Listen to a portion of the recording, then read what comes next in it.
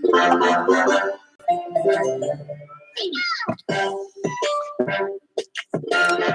guys, how you doing? And it's me, Kitty Sapphire, and today we are talking nerd news, and here with my darling Vaporeon. Hello. So, how is everybody doing on this Wednesday? This kind of gloomy Wednesday today. Just also can't get my head around that tomorrow is Halloween. Oh my goodness, it's crazy. And then on top of that, days are becoming a lot more shorter. So like it was around 4 o'clock, and it's like I'm still trying to adjust a little bit because it's getting darker earlier and earlier. So yeah, but I have a lot to talk about for Pokemon since it's been a while since I actually did a nerd news. I'm sorry about that, guys. Just been 3 weeks of constantly on the go. But I have a couple of things to talk about regarding the hype of new Pokemon Sword and Shield.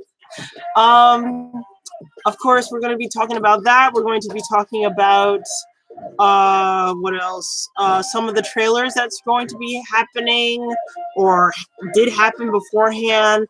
How I felt about it, you know, what was good, what was not good about the trailers, as well as the London Pokemon Center. I've been watching a couple of videos based upon that, so that's going to be very interesting. On top of that, and there's going to be a bit of Pokemon merch here and there, so you know, that's always exciting, right? Well, at least for me. But yeah. Yeah, so hey Vanessa, how are you? I hope all is well. Oh my goodness. I hope you guys can hear me okay. You know, it's just sometimes I get kind of a little bit crazy with the music because, you know, I like good music. But yeah, we're gonna get started for right now. Oh no, it's okay. It's fine. I actually just got here, so you're good. You're good. That's good. So okay, so surprising. The upcoming hype of Pokemon Sword and Shield. Amazing. Well, we're going to start off with the London Pokemon Center. Now, if you guys didn't know, and if you guys haven't been on YouTube that long, the London Pokemon Center was released, I think, maybe a week ago for the most part. And since they're celebrating, sort of like getting people hyped for the new Pokemon game, since it does takes place in the Galar region, where it was inspired by the United Kingdom or Britain, whichever you wish to title it. So it's basically Galarian is inspired by the UK. So I think Japan thought it was really it would be Japan opened up, or the Nintendo company opened up a Pokemon Center over there, and it's adorable. I've seen some videos, I've seen some footage, and there's a large quantity of people. Now, me personally, I'm not accustomed to that because I have to say I was a little spoiled whenever I got into a contact with Pokemon Center. First, I was exposed at a young age to a Pokemon Center in New York City when Pokemon was at its height of popularity, and you had the Pokemon just blue and red at the time. There was a Pokemon Center by Rockefeller Center. Unfortunately, due to a couple of other articles that I heard that unfortunately caused the downfall of the Pokemon Center ever in New York City, it was closed down and turned into what we know as Nintendo World today. Even though I wish they reverted back to the Pokemon Center and have it open. But so between that and then going to Japan, where there was a plethora of Pokemon centers. There was one in Narita, which I didn't get a chance to go to, but I went to the Mega Tokyo Pokemon Center in Ikebukuro in the Sunshine Mall. And then another one in Asakusa in the Sky Tree. They had their own particular their own Pokemon centers. And what the beauty of having so many different Pokemon centers, they had different stuff. So no matter where you went, you find something different. And I managed to find a couple of plushies that here and there. You stay in the States. Oh no, I would have to say when I went to Japan, excuse me, because I'm still dealing with my allergies. Fall is the worst, so please excuse me. My fault. My apologies, people. But stay in the States. No, actually, Japan was the very first time I took a step out of the States. Goodness, I can't pronunciate words. But no, Japan. I went to Japan last year, and actually on my page, shows a lot of the photos of me in Japan and all the Pokemon centers and places that we went to, including the Japanese Promised Land. But getting back to what I was saying before about the London Pokemon Center, there was a large quantity of people, lines that went outside the door, and people waiting for at least 10 hours. It was an all-day thing. So me personally, I didn't have to deal with that when I first went to my very first Pokemon Center. Also, what else was very interesting is the Pokemon Center is only there for a limited time.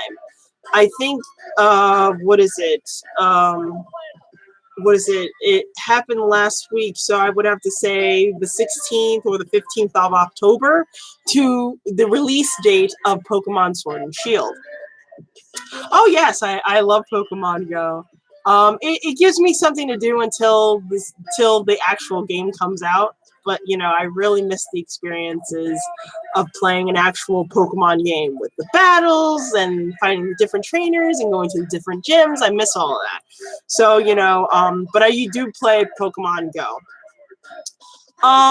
So yeah, it was very unusual with a lot of the videos that I saw of the Pokemon Center and how people they definitely thoroughly enjoyed themselves. Some of the things that I thought was very curious was they said there was a Pokemon like perching limit. Like some people had the experience that you can only get 6 items. So like for instance, me, since I love the evolution so much, there are 9 different evolutions. And if you plan to get any of the evolutions, you have to pick 6 out of the evolutions in total. And I can understand that because since based on the information that they're only going to be there for a limited time, they have to make sure their stock you have stock for as many people as you can. And it's understandable, but I feel it takes away the magic of the Pokemon centers. And, you know, it's just, but of course, this is just subjective based on my personal experience of being at a Pokemon center in Japan and in New York. You know, if it wasn't a limited time and more permanent, maybe I would have taken a trip out there to London, but I always wanted to go to London. But I would actually take a trip to London and want to experience it for myself. But I can only do but so much. So I only base it on some of the videos that I've seen of it. It is, but you have to be very prepared for it. Waiting in lines, it's basically like New York Comic-Con. Just there's only one panel, there's only one section, and that is it. So, you know, always, no, I heard a lot of people say that, I should visit other places in the United States. I really should. It's just financially right now, it's a little tough.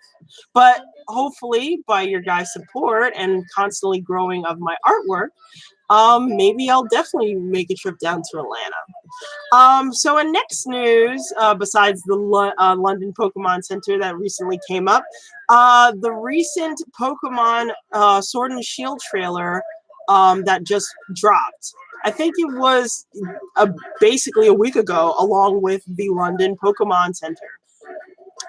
And basically the trailer was showcasing all the Pokemon that they had thus far. They showed like the different Galarian forms, like Galarian Ponyta, Weezing, Laloon, and Zigzagoon, and the Galarian form as well as evolution of Galarian Laloon, Obstructagoon. They showed the Gigantamax Pokemon, including Pikachu, Charizard, Meowth, Butterfree, and my personal favorite, Eevee. They showed several of the new Pokemon, such as Alcremie. Hold on a second. I'm gonna check out because I think what is it? Poltegeist. I just want to make sure I'm pronouncing everything correctly. Oh my goodness, I feel like a silly goose not knowing all the Pokemon because they really just only showcased maybe a small amount, which in a way made me a little bit disappointed with it because I really wanted to see. I was hoping at the end of the trailer, I was hoping that they would show more Pokemon. They're really keeping this Pokemon game under wraps. And it's understandable because I heard that in previous situations, in previous games such as not Sword and Shield, Sun and Moon, somebody had the audacity to actually data mine the game and just released everything to the public, and there was no shock value, no surprise to the game, which made it a little less, magical and enchanting. So I can understand why they wanted to keep most of the Pokemon under wraps, but here's the list. They showed Corviknight, they showed Yamper, Wooloo, Eldegoss, Glossifleur, Dreadnought, Roly-Poly, Durlodon, Morpeko, and Cameron, and of course the Galarian, the evolution of Farfetch, Surfetch. Oh, and I forgot to mention in the Gigantamax category, Alcremie, Corviknight, and Dreadnought forms. It was, like I said, the trailer was nice to see all the Pokemon that was there thus far, but I really was hoping to see more Pokemon. Maybe at least one or two new ones. Especially the fact that there's some Pokemon that have been shown, but they haven't been officially introduced. Like Yamper. Oh, sorry, not Yamper. Impidimp. My apologies, not Yamper. Impidimp. Impidimp hasn't been officially announced yet, even though we have seen him several times, especially through the Galarian Ponyta reveal, which made me a little irritated from here. But yeah, because Impidimp is turning out to be the biggest troll throughout the whole entire game thus far. So it's like, yeah. So I was a little disappointed because I wanted a new announcement or anything like that. I've heard a couple of rumors, but me personally, I don't like to entertain them. I mean, there's several other Poke-tubers out there that would entertain them. So if you guys want, I can link you to a couple of those YouTubers there that basically like to talk about rumors and leaks and stuff like that. Me personally, I like to go with actual fact because I feel that with the rumors and leaks, as exciting as they are, sometimes people get invested in them too much. Like I used to, and then when they got debunked, it was like, oh great, a huge heap of disappointment. So it's like, yeah, especially the fact if you're looking for new evolution forms of Eevee, no, it's not fun. So yeah, I can't believe it's going to be, what is it, yesterday, Tuesday, today's Wednesday, 16 days left. Oh, okay, no problem. But thank you so much, Vanessa, for stopping by and listening to me rant and rave about Pokemon Sword and Shield. But I hope to see you a little bit later. And also make sure you guys come back for the giveaway announcements and all the prizes that are going to be set for tomorrow. So yeah. So I might do that in a costume. I don't know. But anyway, I can't believe it's like 16 days left until Pokemon Sword and Shield comes out. It's like crazy. It's just, where has the time gone? In other news, excuse me. So in other news besides the London Pokemon Center and the new trailer that recently dropped, there has been a huge release of Pokemon merch. And that means, you know what that means for me? Completely including more unboxing. So later on when a certain somebody, a dear partner of mine is going to, my darling boyfriend of mine is going to be in Japan.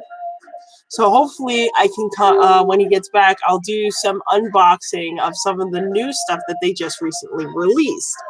And that includes a bunch of Eevee plushies. But if you guys are not just solely into Eevee plushies as much as I am, because I'm Moe, I'm the mother of Eevees and I'm kind of crazy, but hey.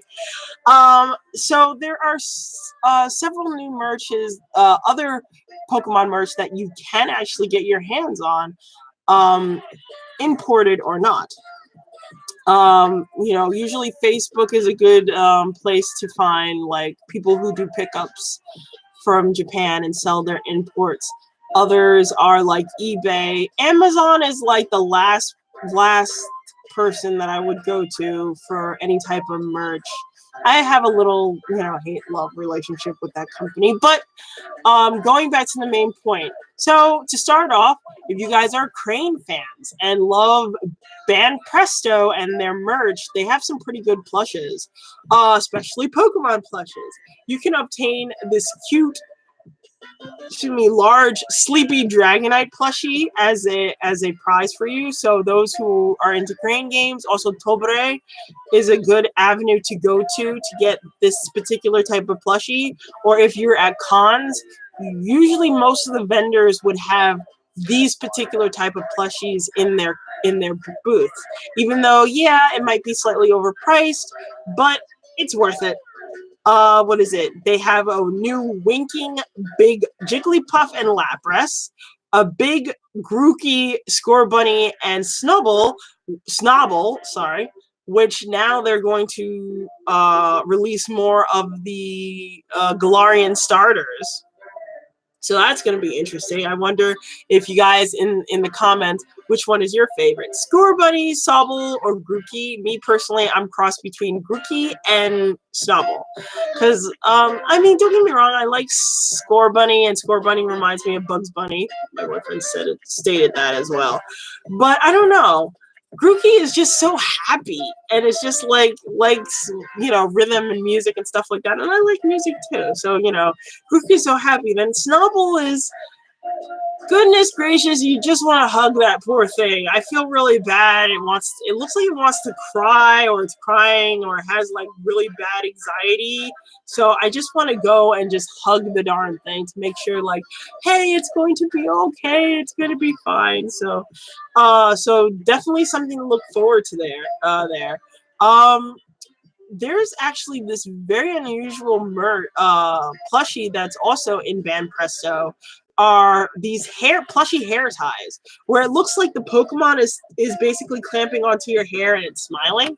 And I've seen like Bulbasaur and Pikachu and Pichu do it, but now they have hair ties like Vulpix, Psyduck, Geodude, and Cubone. Bone. So if you want something like a plushy cute hair tie, definitely look for those prizes as well. Of course, if you're into the Christmas spirit and you want like a prize to set up in your home for like a Christmas type of feel, they have a giant Pikachu Christmas plush. That thing looks huge, and it looks like Pikachu with a Santa Claus hat. It's really adorable.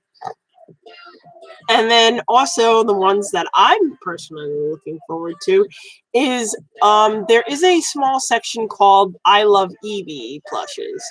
And of course they released Jolteon and Sylveon together, and then Vaporeon and Flareon together. And they're in a, I won't say a sitting position, but they were more, you know, like this. They have their tail all hanging out, and their paws are up and stuff like that. And they're made out of a simple mink, like some of the other Eevee plushies that have very specific, unique fabrics to them. And then also, they have a super big plush Eevee cushion. So it's something that you can rest your head on. which is it's just really adorable. Me personally, I'm not really into the cushions as much because then they lose their form and it's like, no, and you have to restuff it, and that's a little bit of a chore in itself. So it's a bit much. So I try not to go too much for the cushions. Next up, if you guys haven't heard, excuse me again.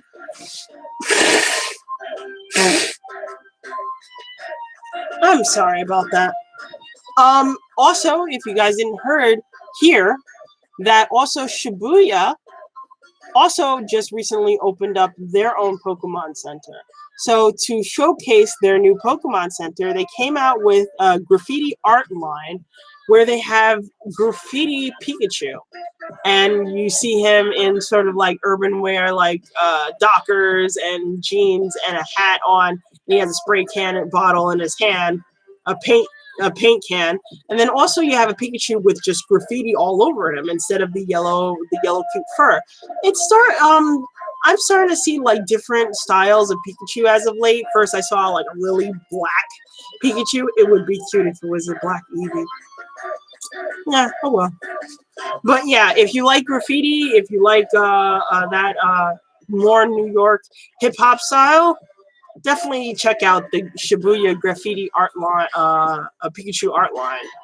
Next is this year's Christmas line, where they have little drawers of the 12 days of Christmas, where you get like a little tchotchke or a little ornament for each day that you can put on your Christmas tree, or if you have a small Christmas tree, that's also an alternative.